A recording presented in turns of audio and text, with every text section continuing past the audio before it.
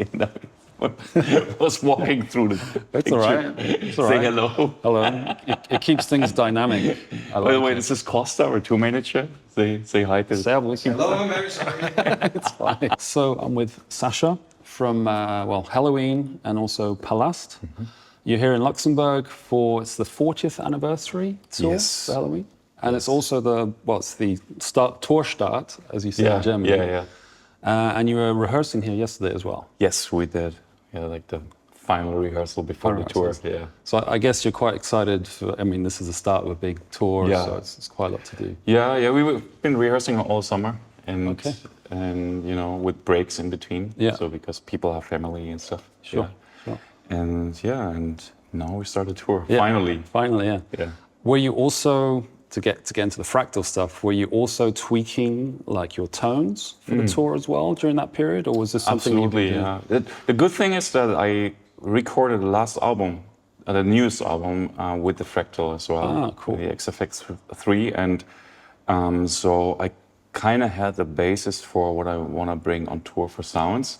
So I was using them before on the last tour as well, but now I just rearranged my whole preset. Okay. So and the studio work was the benefit there, to have a basis.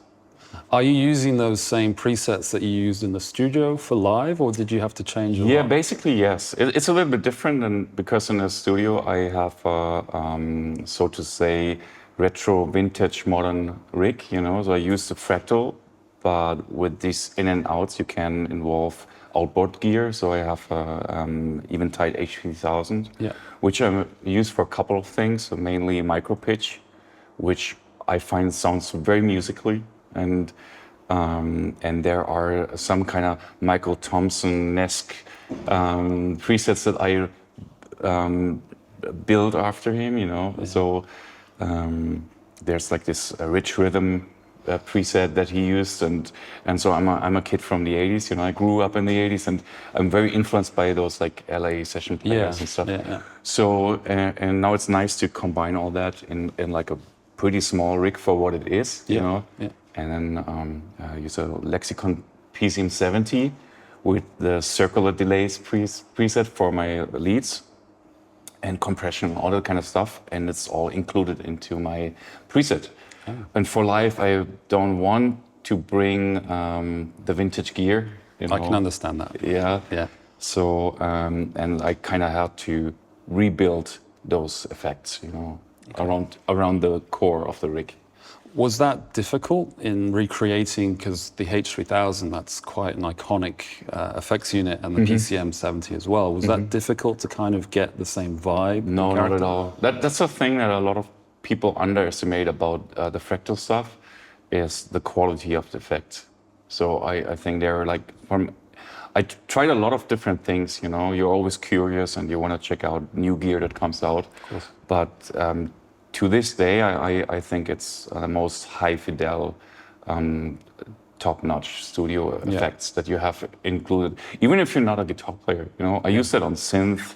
I even use it with my Palast setup. I use it for vocals as well, live, like triggering stuff with MIDI, and then I have like one line guitar in the preset, and another line of vocals running through that. So I have like the little pedal board with a mic preamp. So and then go from the mic preamp into the Fractal audio, and all the processing like compression, EQ. Reverbs are marvelous in the Fractal.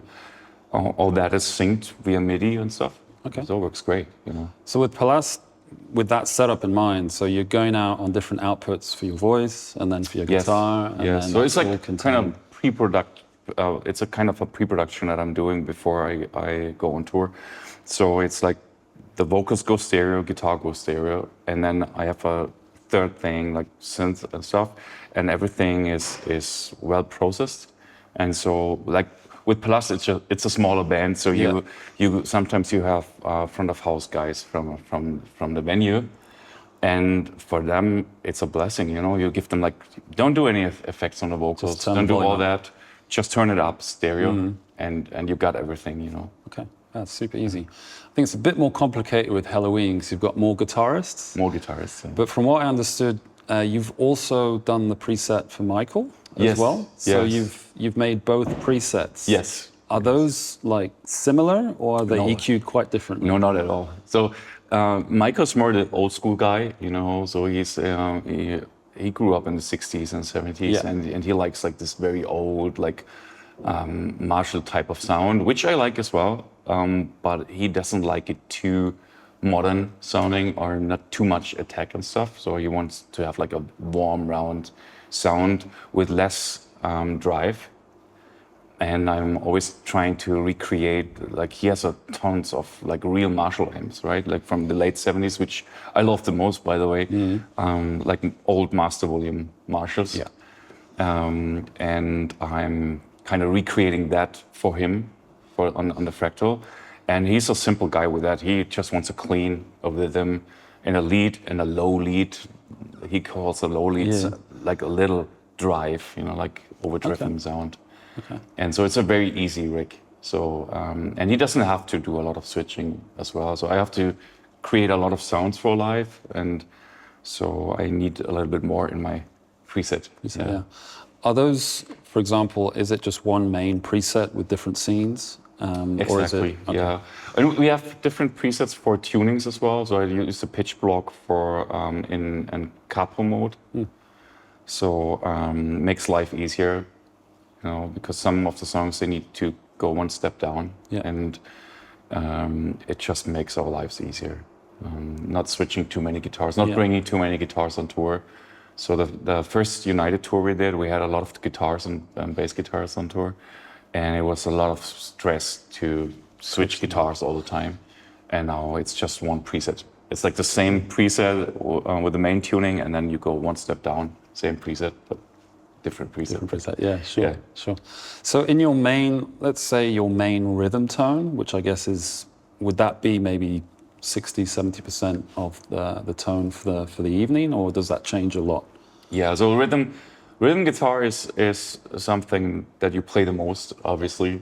And yeah, so for me, it's the Atomica amp, which I like because it's kind of a modified Marshall. You know, like those master volume Marshalls we've been talking about.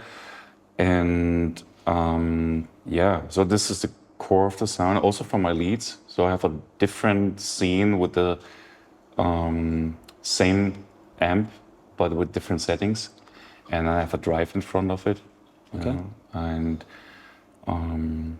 for cleans, I like the custom audio preamp. Yeah. So it's like so it's like the super clean, warm, classical 80s clean sound with heavy compression. I take it. Heavy compression, yeah. Okay. So with the last update, or two updates before, I don't remember, there was this Rockman compression coming to the Fractal, which kind of replaced my DBX compression. I used the DBX 160X for the album, and then the Rockman came into that, and it sounds like it sounds even better, I think. Okay. So I like the DBX, but was walking through the. It's all right. It's all right. Say hello. Hello. It keeps things dynamic. By the way, this is Costa, our tour manager. Say hi to. Servus. Hello, I'm very sorry. It's fine. So for say the Atomica, how are you setting that up for say your bass kind of gain sound? Whenever I set up a tone, I start at noon. You know, like all the settings to noon, and then I kind of fiddle around until I like the sound. And what I basically do with this kind of Marshall type of sounds, I don't use too much drive, you know, and because this cleans up the amp much more and it gives you a tighter tone, low end as well. Yeah. And what I do is I use a drive in front of it to compensate for the gain, you know, and I can't tell you exact numbers. No, that's right. Yeah. But what I think is has the main impact for the sound is basically the cabinet. I think. So the amplifier can just provide the type of drive and reaction you like on an amp. You know, some amps sound more wider in their distortion. They have like a wide distortion, more chaotic, which I like for stuff in Palast, for instance. I like it to have more like even fuzz tones. I like very much like super destroyed sounds, but with Helloween, it's more a classic approach for rock and metal.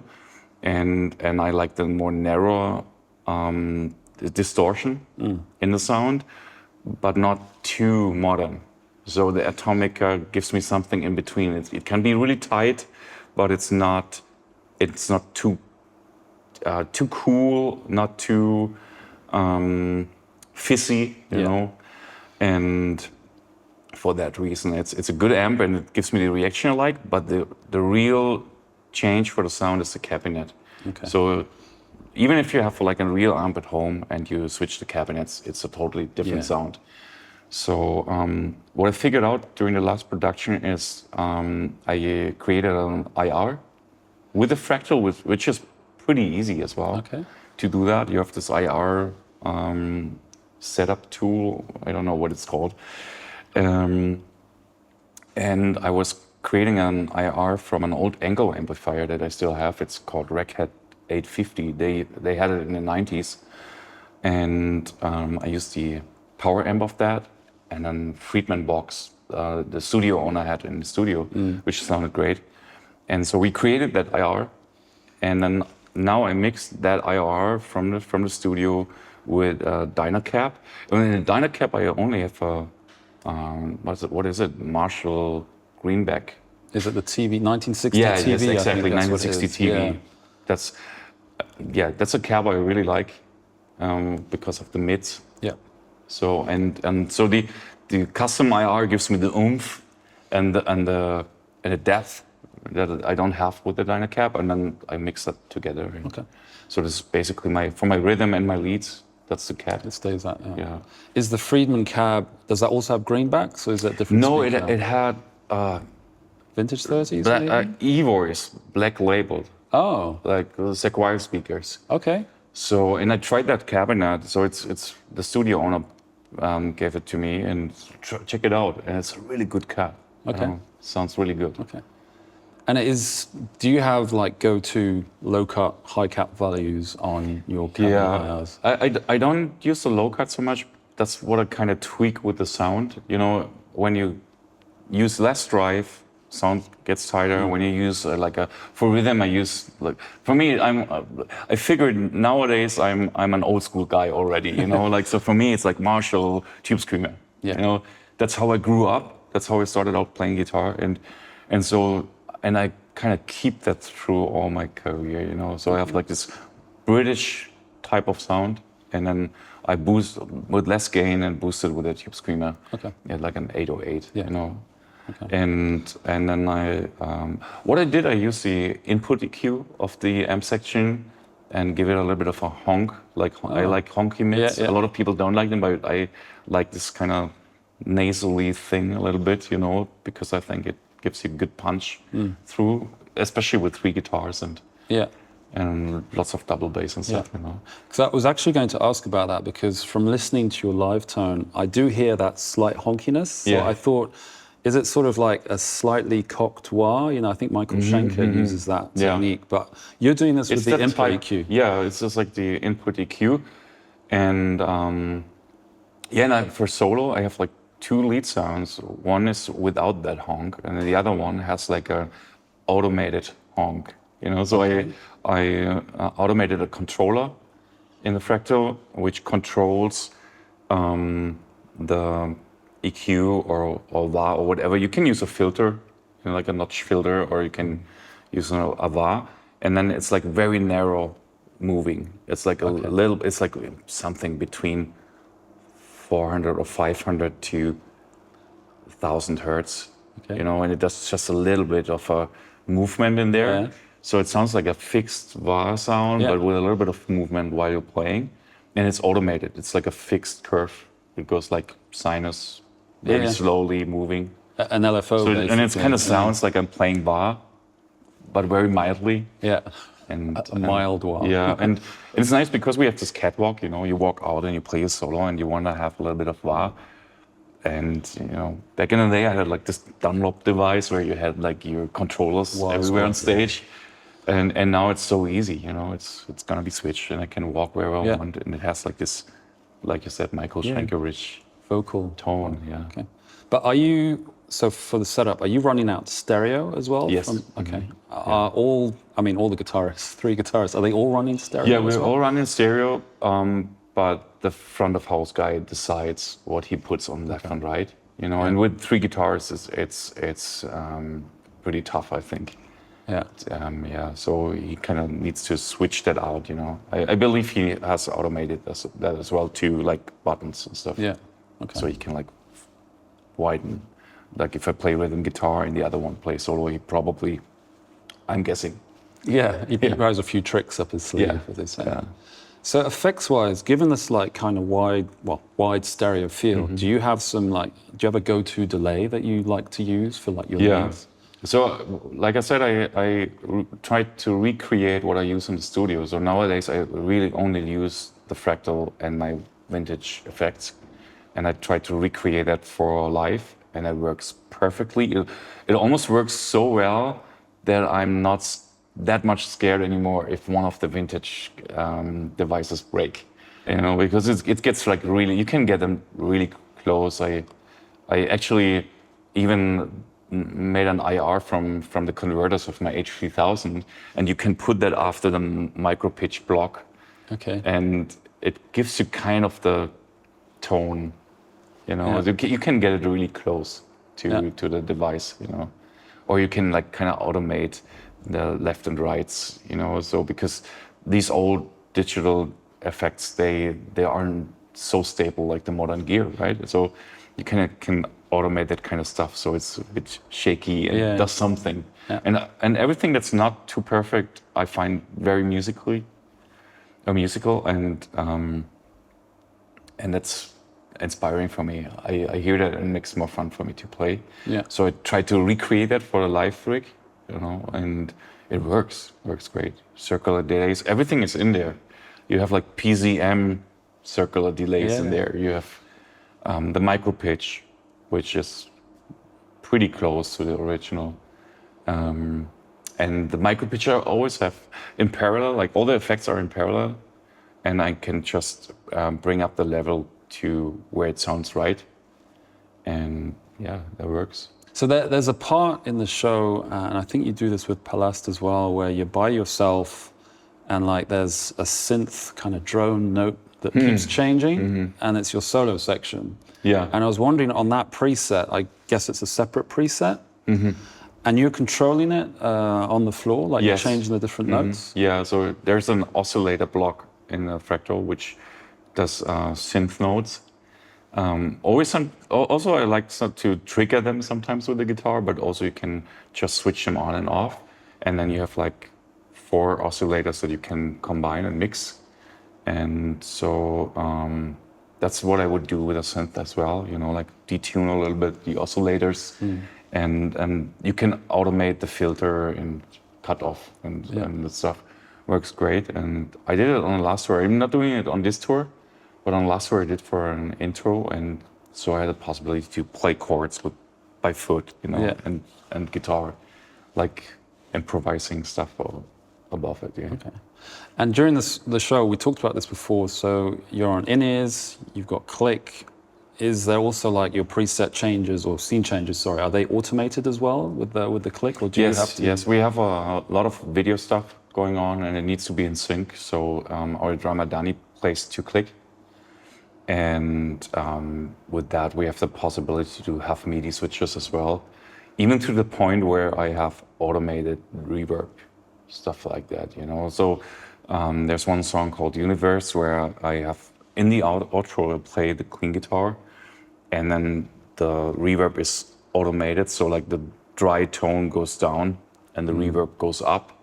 And so it's like, floating into space, you know, stuff like that. It's really nice to have that. Yeah. And then there are songs where I have so many different sounds. So I have like rhythm, clean rhythm, you know, and it would be a lot of stress for me to do that manually. Yeah.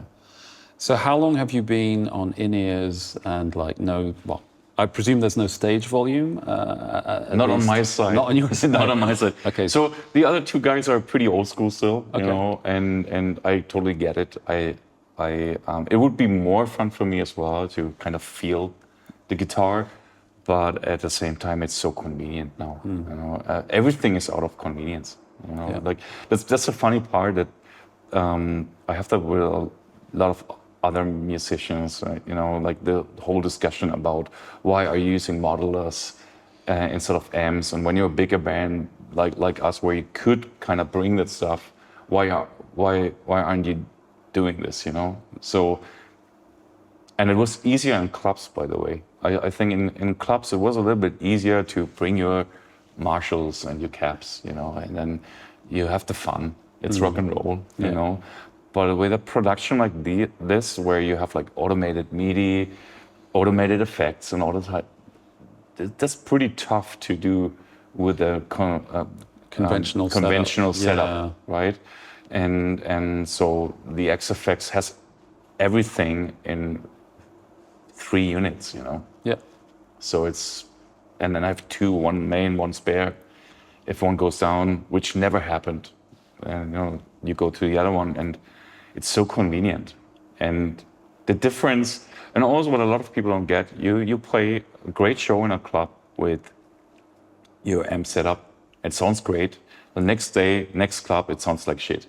Yeah. The sound changes. Yeah, so now I have like every night the same sound. Yeah. And that gives me more peace.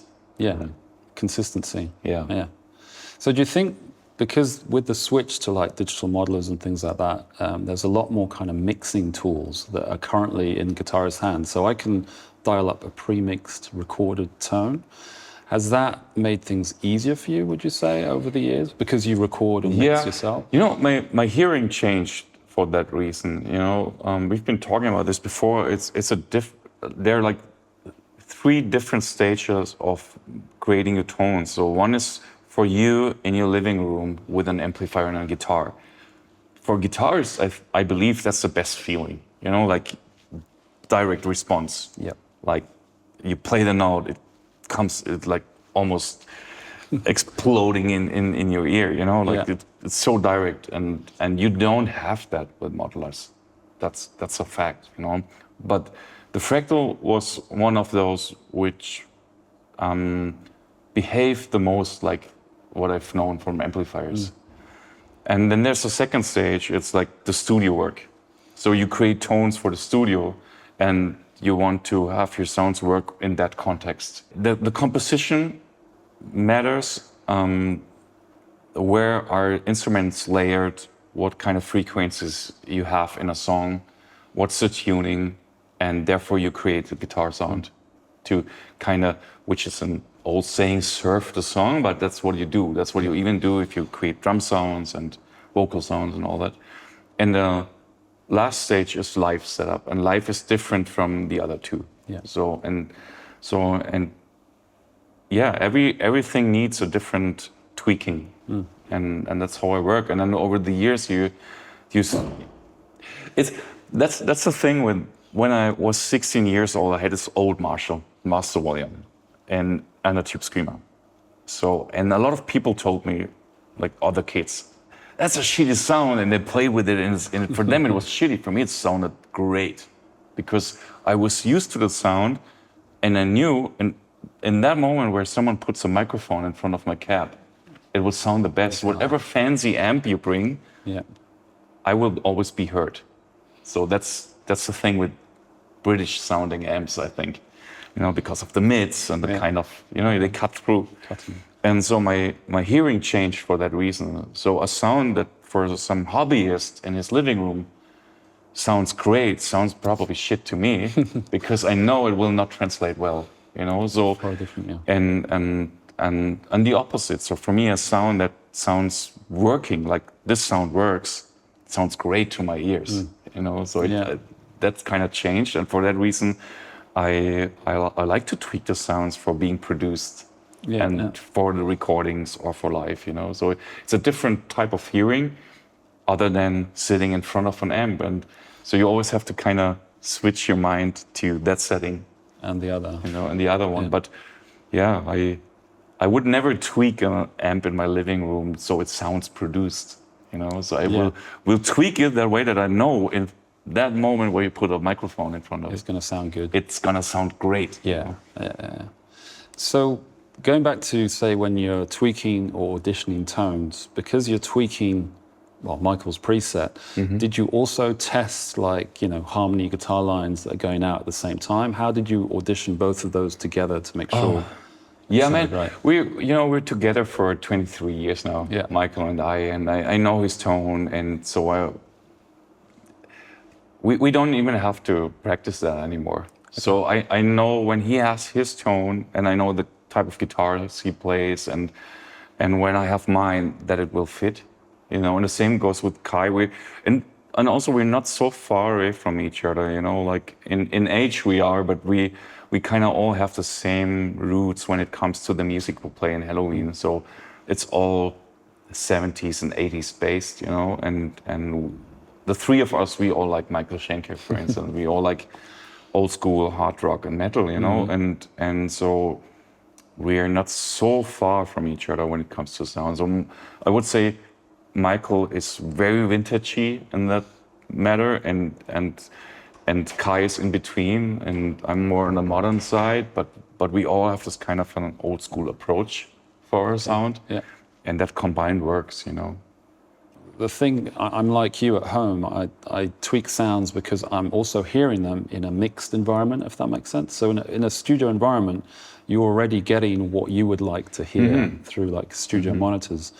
So do you still play tube amps and record tube amps, or is it predominantly Fractal these days? Yeah, now not anymore. I don't think it's a necessity anymore. Now I love tube amps, and I have a couple of them, you know, and that's more for being a hobbyist.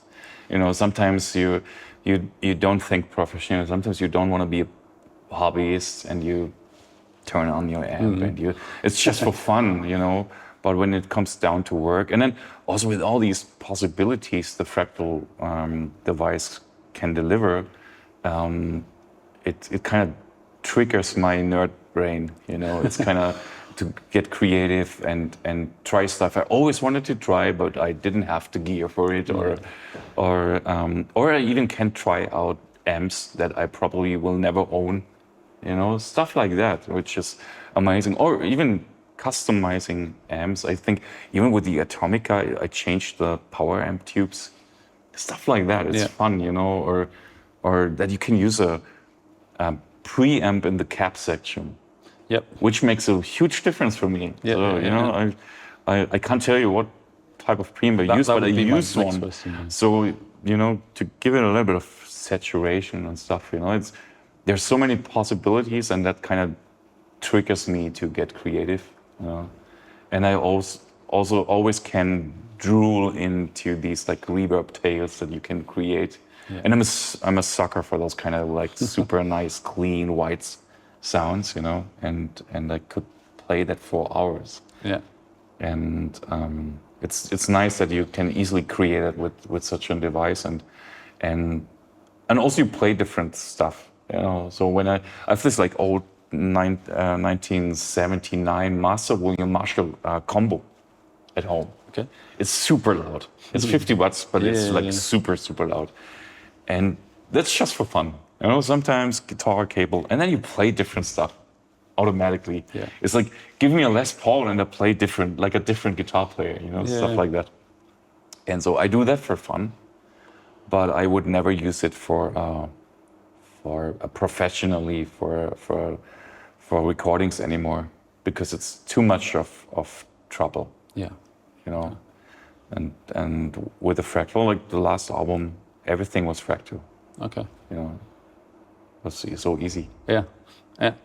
And because you have a custom signature guitar as well, what's your bridge pickup on that, for example? Just have some idea of the kind of output that's going into. So I use a humbucker single coil combination because it gives me the most flexibility. Also because I'm jumping between different worlds, you know. So like there's this old school heavy metal world, and then there's like other stuff that I want to explore musically. And I wanted to create a guitar where I can do all of that. And so I was in contact with the guys from Sustainiac at one point when we did the first prototypes of my guitar, and I asked him, do you think it's possible to have your single coil Sustainiac combined with another single coil? And he told me, don't do that. He said it's too much of a hassle and it will interfere probably with the driver. I would suggest to only use the single coil that we deliver because it works passively as well. So, and I never thought of that. And then I sent it over and I tried it in passive mode. And it's like a super low-key, vintagey sounding single coil, which is nice. So, and that way I can switch from active to passive and back and forth, you know.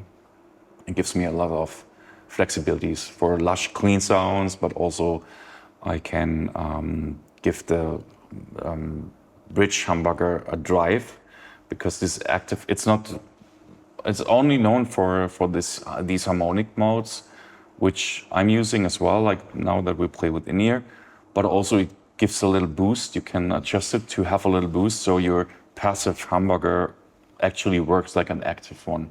You switch the system on, and you have more saturation, it sounds more dense, and you have a little bit more boost, you know. Was that a surprise when you got? Yes, I didn't know that. I thought, okay, I have that for having sustain, which I wanted to have, but I never thought that it would be that flexible. You know. Yeah. Is it something that you want in all of your guitars now going forward? Like you must have it? Yeah, I have it in all my signature models now. So also for consistency, and of course I have other guitars as well for different sounds. I used a Telecaster on the last album as well, a lot actually, and so I like to explore sounds with guitars as well. But for live and for the flexibility, that model works best for me. Yeah. Chorus, I guess you're using this after the cab lock, everything, all your like modulation and your big delays and reverbs, they're after the cab lock. So what would be your go-to, say, chorus that you're using? I use different ones. There's the tri-chorus, which I'm using for the cleans. That's a classical Lukather, Landau thing, you know. Yeah. And I really like that one. And then there's a mono-chorus that I use for the rhythm tone. It actually does a little bit of ambience, just a tiny bit. If you switch it on, it doesn't sound chorusy. It's just a little bit thickens the sound and gives it a little bit more depth, you know. And it's set to 10-15%. Okay. You know, to thicken the sound a little bit, and yeah. Is that always on, like that mono? It's always on. It's always on for solo and if I want to like exaggerate with the chorus thing, I use a micro pitch, you know. So I have a micro pitch on the leads and I have a micro pitch on the rhythm. So less micro pitch on the rhythm for live. In the studio, I would use more. Yeah. You know, and for the cleans, I have combined the micro pitch with the tri-chorus combined. And yeah, everything is parallel except of the chorus. So the chorus is in the very end of everything, and then there comes like a what's it called, shunt? A shunt, yes. Yeah, in the Fractal, and then all the like time-related effects come in parallel. Yeah. Oh, okay. So it's kind of that old school rec setup that you would do with a line mixer. Yeah. You know? Yeah. Is that on Michael's preset as well, like the thing with the chorus, or like the preset that you made for Michael? Does that also have, say, like a bit of chorus in there, or is it purely your own? No, it's just I think there's a micro pitch preset. Okay. In the block. Yeah. Which I use, and I was setting it to the same settings on my Eventide. So I was checking the settings, like I think it's -9, +9. Yep. And then I was trying to recreate the other settings, you know, like the delay. So the delays were a little bit off in the preset, and I checked on the micro pitch and then from the Eventide, and then I copied the settings. Yeah, and then I don't know if I have it in this live setup, but then of course I had the IR of the converters and stuff like that. Yeah, and talking about IRs, what I really found out works great is I bought some IRs from Martin Guitars. You know, it's like Martin Guitars IR. I don't know how they did it, but if you put that in the IR block on a like clean sound, no amplifier, no cap, and a little filter and a little compression, it sounds like a nice super piezo acoustic guitar. Yeah. Works great. You know, you go on single coil or like in the in-between setting, and it sounds like an acoustic guitar. So that's something that I found out works really good, because I saw IR loader, and then you would go like, okay, you can load caps in there and stuff. That's what most people would do. Yeah. But then also try different types of IRs.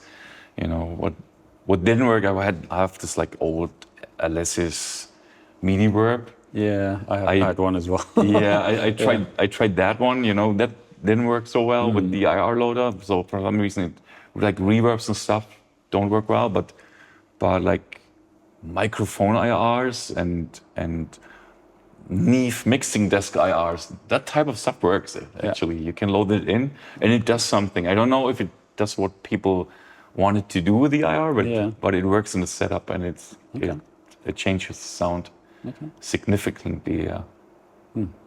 So compared to, say, the 2022 tour, which was when you were last here, you were also using Fractal on that tour. Yeah.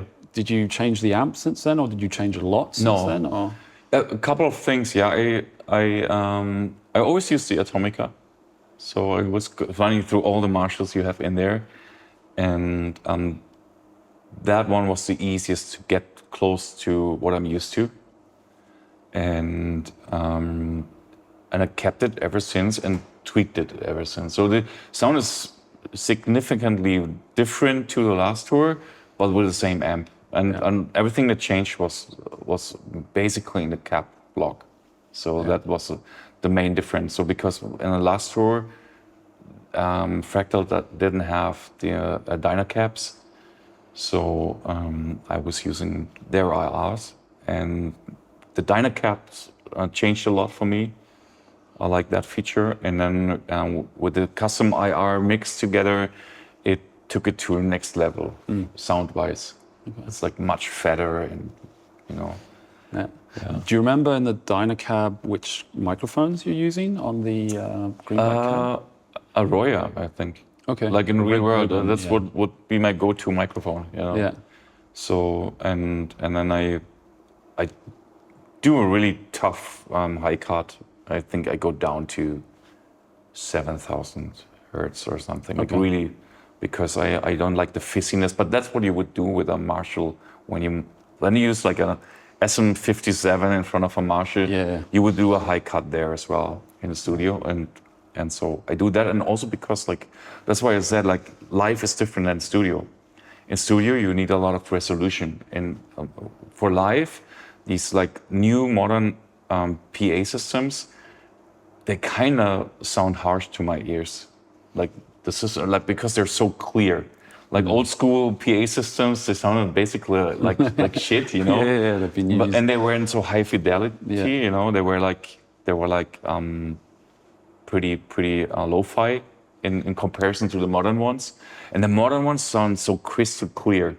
So if you play with a modeler through a crystal clear PA on a loud level, you have like a lot of highs and fizziness in there. Yeah, that real yes, sort of and I don't like that fizziness. Yeah.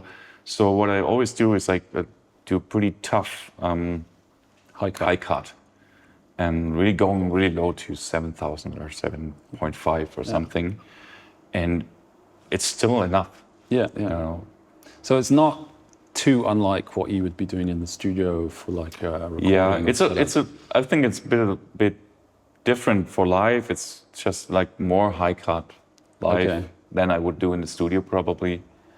And because in the studio you need a little bit more resolution. But for because you also the consumer listens on headphones and on their iPhone nowadays and stuff, you know. So it's a different. And then you have some like audio gourmets who listen to their music on a big hi-fi system, and for that you produce your album, you know. But live it's a totally different story, and I don't wanna.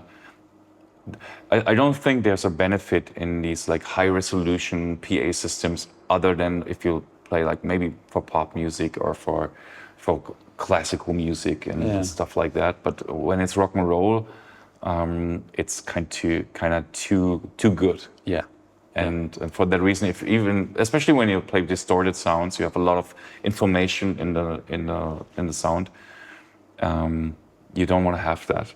Yeah. So you want to have a little bit more rock and roll, and that's why high cuts are a really good choice. I mean, that's a very good point, because do you think that is why perhaps people that are really used to playing like the amp in the room, they don't like the initial modeling experience because of all the high-end information that they're not usually getting? Yeah. Because it's done for producing. It's like the modeling is like done for the produced sound, you know. It's you can't have, that's what a lot of people don't get.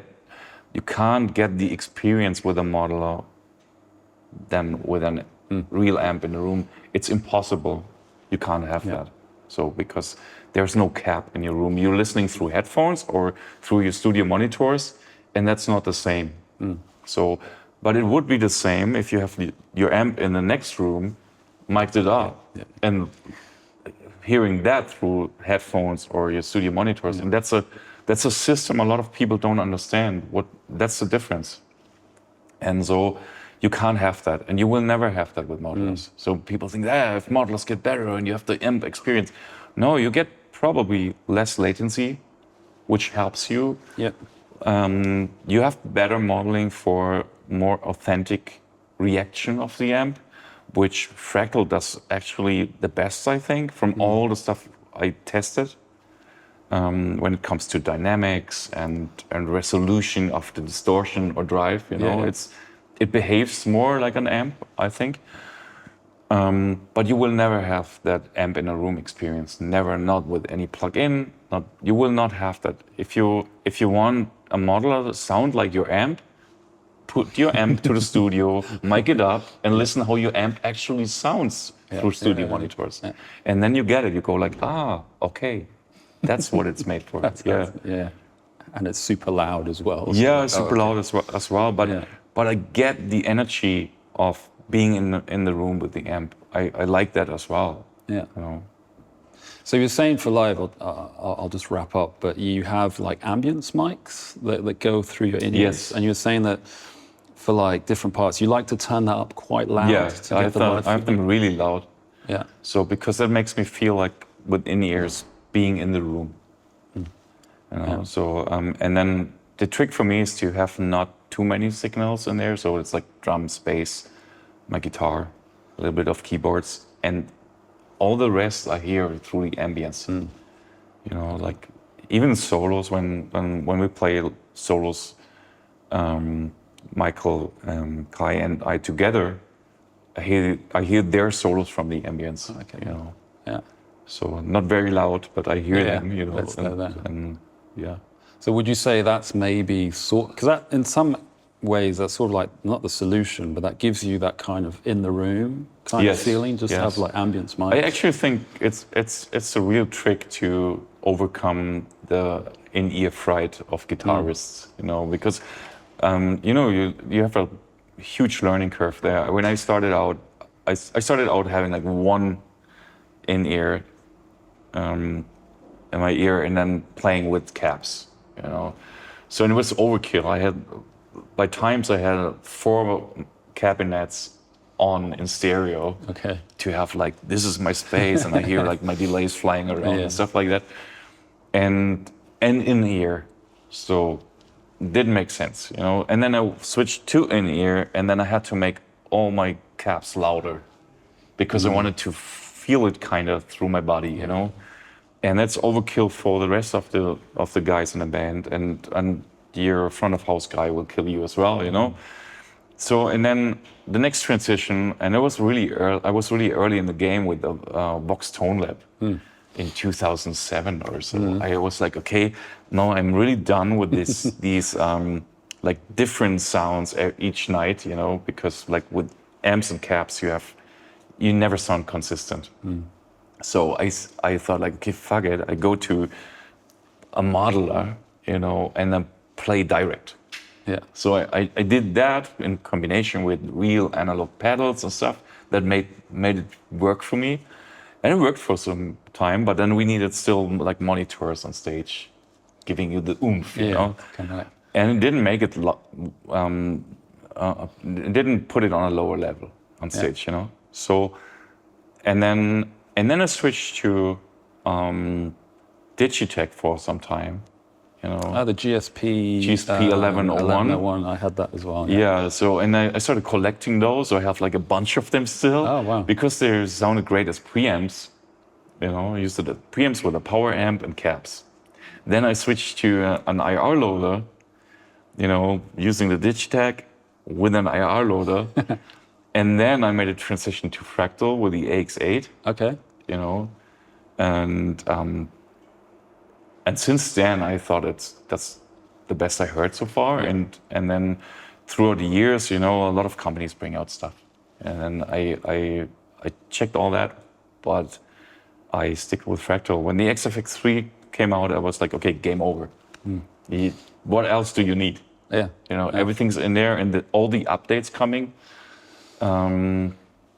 along, you know, I even can't keep the pace with it, you know, and especially now when you're on tour, you don't update, you know. I was going to say. So yeah, and with each update there comes something that I like or that I could use, you know, and yeah, since then, yeah, game over. Yeah. So you resist the temptation to update until like until tour is over. done. Yeah. So now I think I found with this tour I found the right time to update because there with the last big update there was like the pitch block updated, the Rockman compression, all the stuff that I really could use. Yeah. You know?